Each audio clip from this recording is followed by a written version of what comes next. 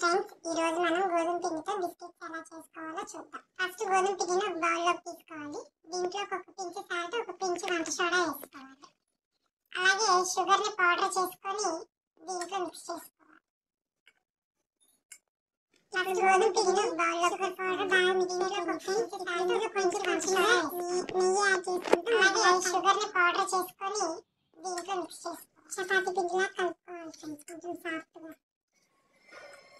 Friends, ఇలా చపాతీ ముద్దలా చేసుకోవాలి. ఫ్రెండ్స్, చపాతీ ముద్దలా చేసుకున్న దాన్ని ఇలా కొంచెం మందంగా పరుచుకోవాలి. దాన్ని మనకి నచ్చిన షేప్ లో కట్ చేసుకోవాలి. వీటన్ని ఇలా బిస్కెట్స్ లాగా మనకు నచ్చిన షేప్ లో చేసుకోవాలి. చేసుకున్న వాటన్నిటిని గీరాసిన ప్లేట్లో పెట్టుకోవాలి. ఇప్పుడు ఫోర్క్ తో వీటి మీద జస్ట్ ఇలా హోల్ చేసుకోవాలి. ఇలా హోల్ చేసుకోవటం వల్ల ఈవెన్ గా కుక్ అవుతుంది.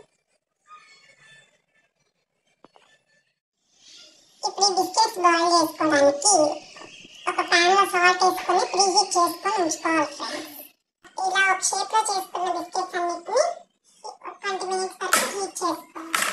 20 minutes అయింది ఫ్రెండ్స్. ఇప్పుడు ఇవి ఎలా ఉన్నాయో చూద్దాం.